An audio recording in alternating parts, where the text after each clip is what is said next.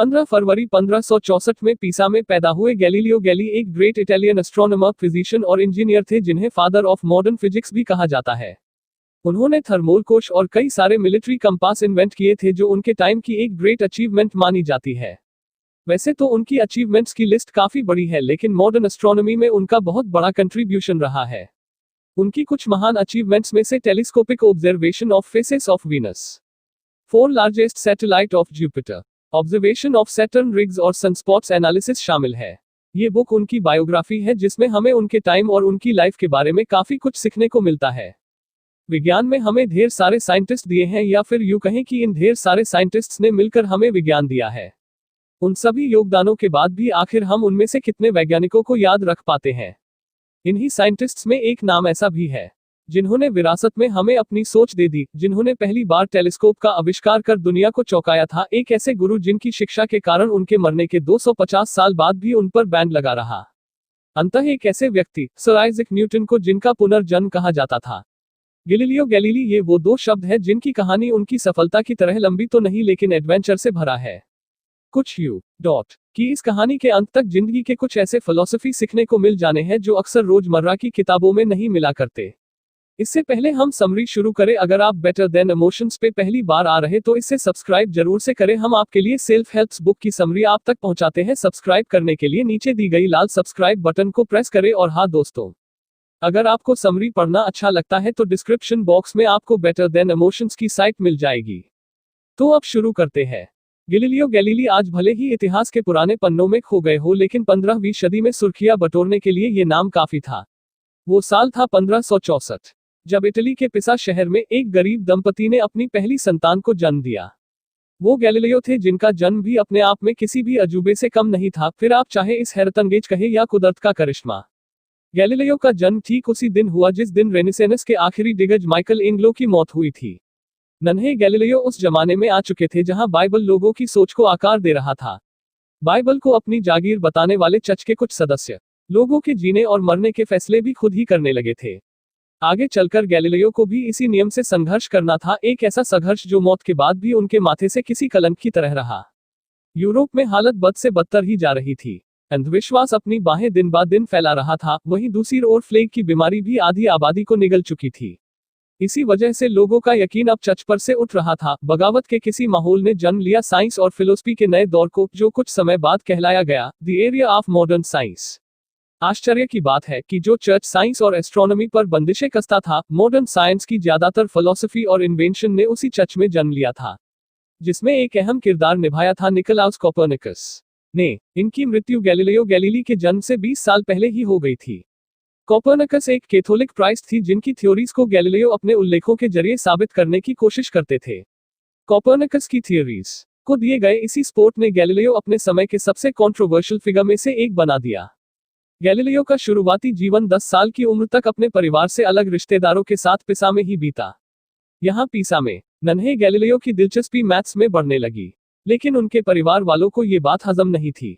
पिता विंचेंशो चाहते थे कि उनका होनहार बेटा मेडिकल कर अपने घर के लिए कुछ पैसे कमाए। इसलिए महज 11 साल की उम्र में ही गैलीलियो को वल्मबरोसा में स्थित एक मेडिकल में भेज दिया गया। फ्लोरेंस से 33 किलोमीटर दूर यह मेडिकल हरी पहाड़ियों के बीचों बीच बसी हुई थी। ये जगह गैलीलियो को इतनी पसंद आई कि उन्होंने यहीं पर मेडिकल में सन्यासी बनने का फैसला ले लिया। अब जैसे तैसे हिम्मत जुटाकर नन्हे गैलीलियो ने अपने पिता को बताया कि वो एक मंक बनना चाहते हैं। ये बात सुनते ही पिता विंसेंजो के पैरों तले जमीन खिसक गई। बिना एक पल गंवाए पिता विंसेंजो ने गैलीलियो को तुरंत ही मेडिकल से लौट आने के लिए कह दिया। इसी के साथ गैलीलियो को मजबूरन फ्लोरेंस लौटना पड़ा, जहां उन्होंने अपनी स्कूलिंग की शुरुआत की और अपनी कहानी के पहले पड़ाव को भी पूरा किया। देखते ही देखते गैलीलियो ने अपने बचपन को अलविदा कर दिया और अब वो यूनिवर्सिटी ऑफ पिसा में एक नौजवान विद्यार्थी थे। पिता की इच्छा अनुसार अपने दिल पर पत्थर रखकर उन्होंने मेडिसिन की पढ़ाई शुरू कर दी। समय के साथ गैलीलियो का मन भी मेडिकल की पढ़ाई से उब चुका था। नतीजा यही रहा कि अब मैथमेटिक्स के लिए गैलीलियो पिता से बगावत करने को तैयार थे। अब समर वेकेशन सर पर थी और बागी बनने की तैयारियां भी हो चुकी थी। फैसला आर पार का था, किसी भी हाल में पिता विंसेनो को मैथमेटिक्स की पढ़ाई के लिए राजी करना था। एक बात तो गैलीलियो को साफ साफ पता थी कि उनके कहने से तो उनके पिता मानने से रहे, इसलिए समर वेकेशन में गैलीलियो ने ओस्टिलो रिची को अपने घर फ्लोरेंस आने का न्योता भेजा, जो कि टस्कन कोर्ट के बड़े मैथमेटिक्स थे और कहीं हद तक गैलीलियो के हमदर्द भी। दोनों ने मिलकर पिता विंसेंटो को मनाने की कोशिश की। अंत में अपने बेटे की जिद के आगे विंसेंटो का दिल थोड़ा सा ही सही लेकिन पिघला जरूर और उन्होंने गैलीलियो को इजाजत दे ही दी, पर शायद यह भी गैलीलियो के लिए काफी नहीं था। एक बार फिर अपने पिता को निराश कर गैलीलियो खुद ही यूनिवर्सिटी से बेदखल हो गए और ग्रेजुएशन करने से पहले ही एक कॉलेज ड्रॉपआउट बन गए। कॉलेज अधूरा छोड़ने के बाद गैलीलियो को अपने गुजारे के लिए पैसे कमाने थे, इसलिए अब गैलीलियो ने मैथमेटिक्स की प्राइवेट ट्यूशन देना शुरू कर दिया। पहले तो वो प्राइवेट ट्यूटर के रूप में फ्लोरेंस में सिखाया करते थे, कुछ समय बाद उन्होंने सेना में पब्लिक अपॉइंटमेंट लेना शुरू कर दिया। साल 1556 में गैलीलियो वेलाम्बरोसा में पढ़ाया करते थे, जहां उन्होंने अपनी पहली साइंटिफिक बुक ला बालेंसिटा लिखी। इस किताब में बेलेस की मदद से रिलेटिव डेंसिटी को ढूंढने के आर्किमिडीज के मेथड की जानकारी दी गई है, जिसके लिए गैलीलियो ने फ्लोटिंग ऑब्जेक्ट के साथ एक्सपेरिमेंट शुरू किए। इस किताब के बाद गैलीलियो अपने एम्बिशन को लेकर और भी ज्यादा सीरियस हो गए। उन्हें किसी मेजर यूनिवर्सिटी में मैथमेटिक्स सब्जेक्ट की एक बड़ी उपाधि हासिल करनी थी। उस वक्त तक शहर के काफी लोग गैलीलियो और उनकी प्रतिभा से वाकिफ हो चुके थे। बहुत ही जल्द गैलीलियो की किस्मत उनकी जिंदगी में एक बड़ा बदलाव लाने वाली थी। लिटरेचर पर दिए गए उन्हें एक लेक्चर ने उन्हें एक दिन में फेमस बना दिया। अकादमी ऑफ फ्लोरेंस में एक लंबे समय से डांटे इन्फर्नो नाम की 100 साल पुरानी कंट्रोवर्सी चर्चा का विषय थी, और जब गैलीलियो को इस विषय पर लेक्चर देने का न्योता दिया गया तो उन्होंने अपनी सोच और अपने जवाब से सभी को इम्प्रेस कर दिया था। उस इंसिडेंट के बाद से ही लोग उन्हें सम्मानजनक नजरों से देखने लगे। गैलीलियो की पॉपुलरिटी और रेपुटेशन का इसी बात से अंदाजा लगाया जा सकता है कि जिस यूनिवर्सिटी ऑफ पिसा से वह अपनी एजुकेशन पूरी नहीं कर पाए थे, उसी यूनिवर्सिटी ऑफ पिसा से उन्हें 3 साल के अपॉइंटमेंट का ऑफर दिया गया। आखिरकार गैलीलियो का वर्षों पुराना सपना पूरा हुआ और उन्हें यूनिवर्सिटी ऑफ पिसा के मैथमेटिकल फैकल्टी में अच्छी खासी पोजीशन हासिल हुई। इन 3 सालों में गैलीलियो ने द मोटिव नामक अपनी दूसरी किताब लिखी, जो कि थ्योरी ऑफ मोशन पर आधारित थी। भले ही गैलीलियो की कभी पब्लिश नहीं होने वाली किताब में मॉडर्न फिजिक्स की सबसे इंपोर्टेंट थ्योरी में से एक कही जाने वाली the motion of falling body भी शामिल थी। सफलता की सीढ़ियां तो चढ़ रहे थे वो, पर अभी डगमगाना बाकी था। कुछ सालों बाद पिता के देहांत के बाद घर की सारी जिम्मेदारियां गैलीलियो के कंधे पर आ गई थी, जिनमें अपनी छोटी बहनों की शादी के लिए दहेज जमा करना भी शामिल था। गैलीलियो के सर जिम्मेदारियों को बोझ बढ़ तो गया था, लेकिन पिसा में उनकी कमाई कुछ खास नहीं थी, इसलिए अब गैलीलियो नए मौके की तलाश में जुट गए। बहुत ही जल्द उन्हें यूनिवर्सिटी ऑफ पदुआ में मैथमेटिक्स के प्रोफेसर के रूप में अपॉइंटमेंट किया गया। यहाँ उनकी सैलरी भी पैसा से 3 गुना ज्यादा थी। पदुआ में गैलीलियो काफी खुश थे। समय बीतता गया और अब पदुआ में बिताए हुए 18 साल गैलीलियो की जिंदगी के सबसे खुशनुमा पलों में से एक बन गए थे। एक वक्त ऐसा भी आया जब गैलीलियो को पैसों की सख्त जरूरत थी। उनके सर कर्ज का बोझ और अपनी छोटी बहन की शादी की जिम्मेदारी भी आन पड़ी थी। उस जमाने में दहेज 1000 क्राउन्स तक दिया जाता था और गैलीलियो की सालाना कमाई महज 180 क्राउन्स तक सीमित थी। यदि गैलीलियो फ्लोरेंस वापस चले जाते तो अपने कर्जदारों की वजह से उन्हें जेल भी जाना पड़ जाता। तो अब गैलीलियो की आंखों के सामने बस एक आखिरी रास्ता बचा था। यह रास्ता था किसी नई चीज को आविष्कार करना। गैलीलियो को यह बात मालूम थी कि यदि वह किसी एक समाधान के साथ कोई नया आविष्कार करेंगे तो वह उससे अच्छी खासी रकम कमा सकते हैं। बढ़ी हुई मुश्किलों के साथ गैलीलियो ने एक रुडिमेंट्री थर्मामीटर का आविष्कार किया, पर अफसोस कि उन्हें कोई खरीद नहीं रहा था। लेकिन इसके बावजूद गैलीलियो ने हार नहीं मानी और फिर गैलीलियो ने मिलिट्री कंपास का एक मॉडिफाइड वर्जन इन्वेंट किया, जिसके सहारे आर्मी सही निशाना भी साध सकती थी। यह आविष्कार एक इंस्टेंट हिट रहा और गैलीलियो को इससे काफी हद तक फायदा भी मिला। कहते हैं हर सफल व्यक्ति के पीछे किसी औरत का हाथ होता है, लेकिन अपने आविष्कारों में व्यस्त गैलीलियो ने अपने जीवन में कभी शादी नहीं की। पर पदुआ में समय बीतते वक्त उन्होंने मैरिना गाम्बा नामक एक महिला से रोमांटिक रिलेशनशिप शेयर की थी। मैरिना वेनिस में रहने वाली एक आम महिला थी। वेनिस में अपने एक ट्रिप के दौरान गैलीलियो की मुलाकात मैरिना से हुई थी। गैलीलियो और मैरिना एक दूसरे से बेहद प्यार करते थे।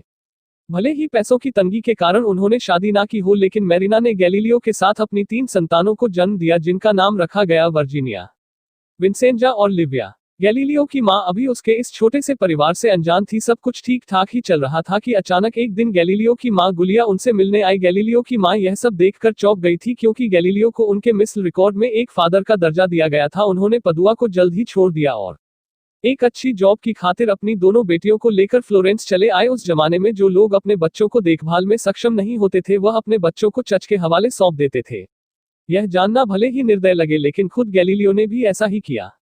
मैरिना ने किसी दूसरे व्यक्ति के साथ शादी कर ली थी, क्योंकि गैलीलियो की संतानें समाज की नजरों में नाजायज थी। इसलिए गैलीलियो को लगने लगा कि कोई भी उनकी बेटियों से शादी नहीं करेगा।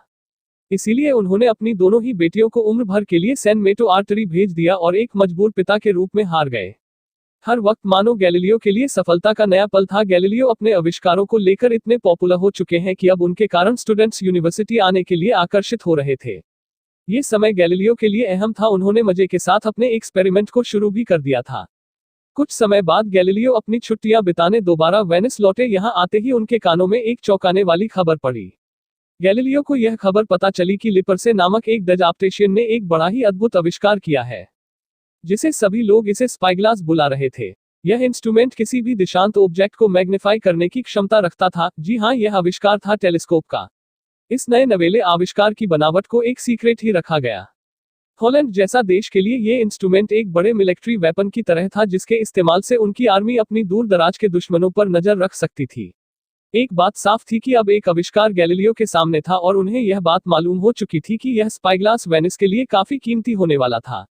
गैलीलियो को किसी हाल में ऐसा ही एक आविष्कार करना था।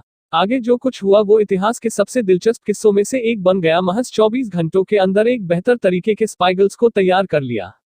हैरानी की बात यह थी कि गैलीलियो ने एक मैग्नीफाई स्पाईग्लास के बारे में महज सुना ही था, कभी उसे देखा नहीं था। गैलीलियो का ये बड़ा आविष्कार मुमकिन हो पाया उनके मैथमेटिक्स और उनकी रेफरेक्स थ्योरी से। काफी सारे मॉडिफिकेशन के बाद गैलीलियो ने एक 10 पावर्ड टेलीस्कोप को सभी के सामने रखा। गैलीलियो का ये काम सीनेट को बेहद पसंद आया और उन्होंने गैलीलियो की रकम को और भी ज्यादा बढ़ा दिया। अब गैलीलियो गैलीली वेनिस के मशहूर साइंटिस्ट बन चुके थे। गैलीलियो ने अपने 10 पावर टेलीस्कोप की सारी राइट सीनेट को बेच दी और यहीं से शुरू हुई अंतरिक्ष के अनसुलझे पहलुओं की नई खोज।